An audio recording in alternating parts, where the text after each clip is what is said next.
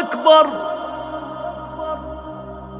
الله اکبر. فرمودن پس به نام ذات اقدس اله تسبیح بکنید، یعنی این نام را تنزیه کنید یا خدا را تنزیه کنید به وسیله نام او.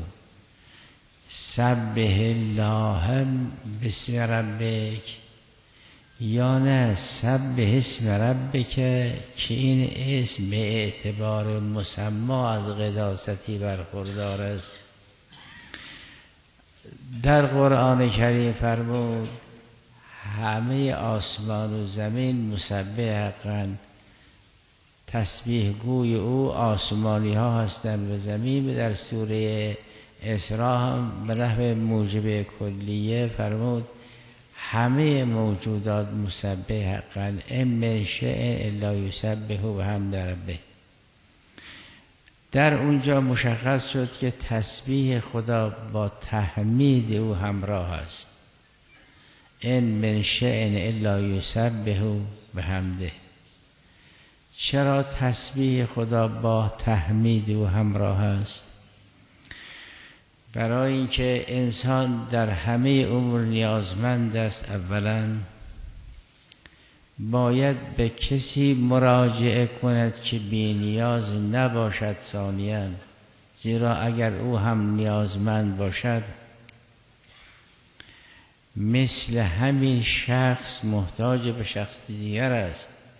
این از بیانات نورانی امام سجاد سلام الله علیه است تو صحیفه سجادیه که فرمود نیاز فقیر به فقیر سفاهتون. مسئله این هم برهان تسلسل است، منتها به صورت دعا در آمده. همین جا که این انسان را یا موجود دیگر را بررسی میکنیم، همین جا به هو معکم اینما کنتم پی میبریم. چرا؟ برای اینکه این فقیر است. این که فرمود یا ایها الناس انتم الفقراء الانسان فقیرون مثل الماء حارون است که عرض مفارق باشد که گاهی هست و گاهی نیست. یقینا اینطور نیست، برای اینکه حرارت گاهی برای آب هست گاهی برای آب نیست. اما فقر و نیاز ذاتی این ذاتی انسان است، چون کسی که هستی ندارد از کی میخواد بگیرد؟ سخن از فقر مالی که نیست که. این شی هستی ندارد، هستی را از کی میگیرد؟ پس این اگر گفتیم الانسان فقیرون نظیر الماء حارون نیست که بشه نظیر الماء حارون نیست که بشه عرض مفارق. نظیر الاربعة زوجون هم نیست که بشه عرض لازم، زیرا عرض در مرتبه معروض نیست. زوجیت جز کیف است و اربعه کم است و قابل تقسیم. زوجیت که قابل تقسیم نیست، اون زوج است که تقسیم می شود، ولی زوجیت کیفیت است که قائم به کمیت است. این زوجیت لازمه ذات اربعه است و هیچ لازمی در مقام ملزوم نیست. پس اربعه در مقام ذات کم است، نه زوج است نه فعل. صفت زوجیت وصف لازم اوست. این دو مرحله. مرحله سوم وقتی خدا فرمود یا ایها الناس انتم الفقراء الانسان فقیرون مثل الانسان الناطقون الانسان حیوانون است، یا از این دقیق تر. چون ماهیت امر اعتباری است و اصیل نیست، الانسان فقیرون به منزله الانسان حیوانون یا الانسان ناطقون نیست که ذاتی باب ایساقوجی به اصطلاح ذاتی باب کلیات خمس ذاتی معنی ماهیت باشد. این سه مرحله. مرحله چهارم این است که یا ایها الناس انتم الفقراء. اگر گفتیم الانسان فقیرون مثل این است که الانسان موجودون. این هستی فقیر است. هستی فقیر الا واحد قرار داده که نیست، به یه غنی متکی است. حالا شما بگید به پدر و مادر هم که مثل همین فقیرن. همیشه تسبیح غالبا با تحمید همراهه. ما تسبیح میکنیم یعنی چی؟ یعنی ما محتاجیم، تو محتاج نیستی، مشکل ما را حل کن. مشکل ما را که حل کرد او را حل میکنیم. اقتران تسبیح به تحمید در سوره مبارکه اسراء ناظر به این پیوند دو اصل است. ان من شیء الا یسبح بحمده. انسان که فقیر است به یک غنی مراجعه میکند، به یک کسی مراجعه میکند که او سبوح باشد. لذا همواره تسبیح با تحمید همراه است. ما محتاجیم یک، به کی مراجعه میکنیم؟ به یک غنی که غنا را از جای دیگر گرفته، یا غنی بی‌ذات که منزه از آن است که از جای دیگر گرفته باشد. پس در حقیقت ما به سبوح مراجعه میکنیم نه به غنی، چون اگر غنای او ذاتی او نباشد، محتاج به دیگری باشد، اونم مثل ماست. پس ما محتاجیم، محتاج به غیر محتاج مراجعه میکند، به کسی که محتاج نیست مراجعه میکند. لذا تسبیح در این از موارد ضرورت است. خب حالا مراجعه کردیم، مشکل ما را حل کرد، چون ممکن نیست کسی به او مراجعه کند و دست خالی برگردد. اینی که ائمه مخصوصا امام سجاد سلام الله علیه دستی که بالا میکرد بعد دست رو به صورت میمالیدن، گاهی دست رو میبوسیدن، میفهمیدن این دست خالی برنگشت. به همین مناسبت است. هیچ کس ممکن نیست بگوید خدا و جواب نشنود. حالا یا همون شی مصلحت است یا جای دیگه جواب میدهد یا چیز دیگر عطا میکند. این هیچ ممکن نیست کسی بگوید خدا و جواب نشنود. حالا که جواب شنیدیم وظیفه ما چیه؟ شکر اوست دیگر. لذا تسبیح ما با تحمید ما آمیخته است. اینی که تو سوره مبارکه اسراء فرمود ان من شیء الا یسبح بحمده سبحانك اللهم و لك الحمد.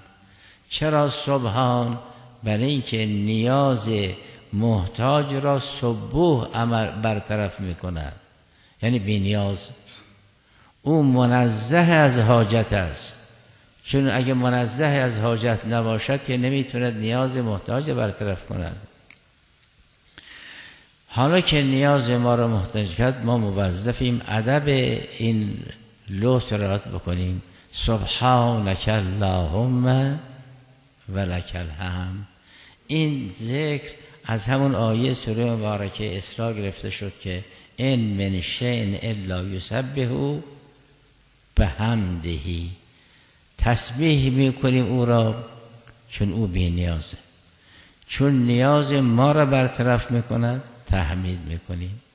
در این گونه از موارد بعد از یاد دادن این معارف فرمود نام خدای عظیم را که خدا عظیم است یک، نام او هم عظیم است دو، تسبیح بکن. تسبیح بکن الله را به بای استعانت که مثل کتبت بالقلم، با اسم ربت که این اسم عظیم است، خود خدا عظیم است. فسبح باسم ربک که رب عظیم است. و مظاهر او هم از عظمت برخوردارند.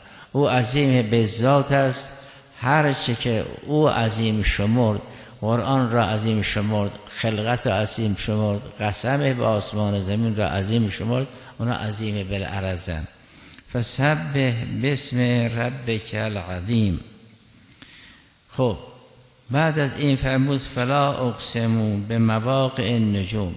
گاهی به تک تک اینها سوگند یاد بکند و شمسه به ضحاها و القمر اذا تلاها. گاهی به مجموعه نظام سپهری سوگند یاد میکند. فلا اقسموا بمواقع النجوم. این لا اقسموا خودش قسم است یک. به تعبیر دیگر میتوان این لا را اضافه دانست، لا اقسمو یعنی اقسمو این دو، این در لا اقسم بیوم القیامه هم خواهد آمد. فلا اقسم به مواقع النجوم. این مواقع یا جمع موقع که اسم مکان است، یعنی جای این ستاره ها که هر کدام منظم است به مواضع سپوح سوری که همشون منظمن. لشمسوین و غیرها انتو ذکر قمر در لیل سامغ نهار. هیچ کدوم جلو نمیافتن، هیچ کدوم عقب نمیافتن، هیچ کدوم مزاحم کسی هم نیستن. این همه میلیاردها ستاره هایی که هست، این اگر مواقع جمع موقع باشه که اسم مکانه، یا جمع موقع به مصدر میمی باشد که میگن وقعه یعنی سقطه. اون وقتی که این ستا کل نظام از پا در میان و بساط اینها جمع می شود، دکت شمسو و القمر می شود، اذا نجوم کدرت می شود، یوم نطف السما که طی سجل الکتب می شود. اون لحظه که قیامت میخواد قیام کند. پر تقدیر انه لقسم لو تعلمون عظیم. خیلی قسم بزرگی است. فی کتاب مکنون. این قرآن در یک کتاب دیگری است که اون کتاب مستور است. بارها ملاحظه فرمودید که ذات اقدس اله انزال قرآن، تنزیل قرآن، اینا رو در قبال انزال و تنزیل ثلج و تگرگ و مطر و امثال ذالک میدوند. میفرماید ما باران را، تگرگ را، برف را نازل کردیم، یعنی به زمین انداختیم. قرآن را نازل کردیم، یعنی به زمین آویختیم، نه انداختیم. اون بالاش به دست ماست که احد و طرفیه بید الله سبحانه و تعالی. این دامنش به دست شماست، این میشه حبل متین. این که فرمود واعتصموا بحبل الله جمیعا ولا تفرقوا.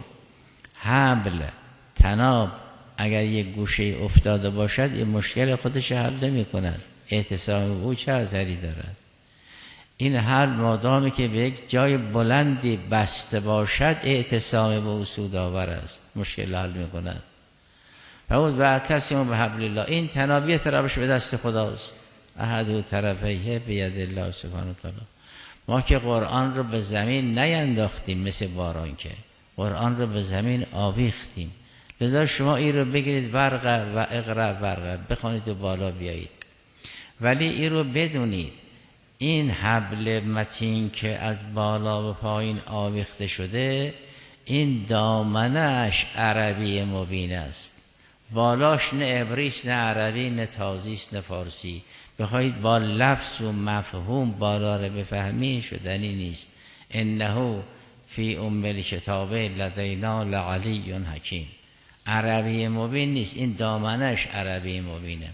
این حبل متین، این تناب آویخته، اونی که به دست شماست. انا جعلناه قرآنا عربیا لعلکم تعقلون. اما وقتی که اینقدر بالا آمدید میبینید که با لفظ کاری ندارید. البته بالا آمدن به اون معنا هم مقدور هر کسی نیست.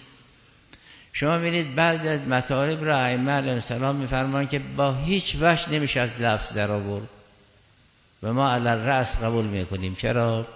چون خودش قرآن متحرکه دیگه، ناطقه دیگه. این از علی حکیم دارد خبر میدهد.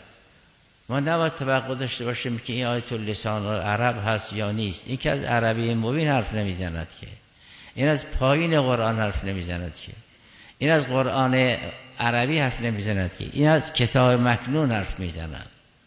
در سوره مبارکه زخرف که قبلا بحثش گذشت این بود، فرمود از بسم الله حامیم و کتاب المبین انا جعلناه قرآنا عربیا لعلکم تعقلون.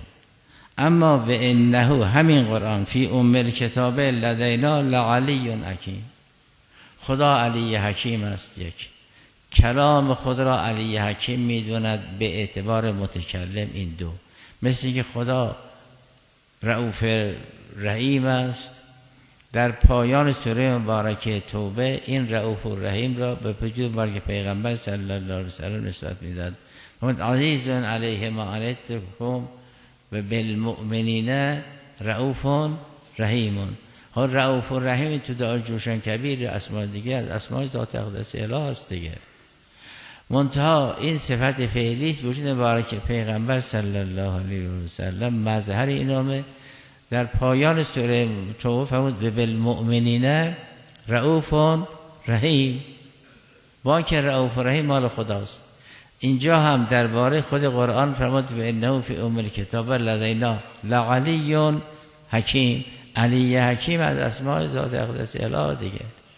به کلام خود میدهد، به مخاطب خود میدهد که اینا مظهر علی حکیم خواهند بود.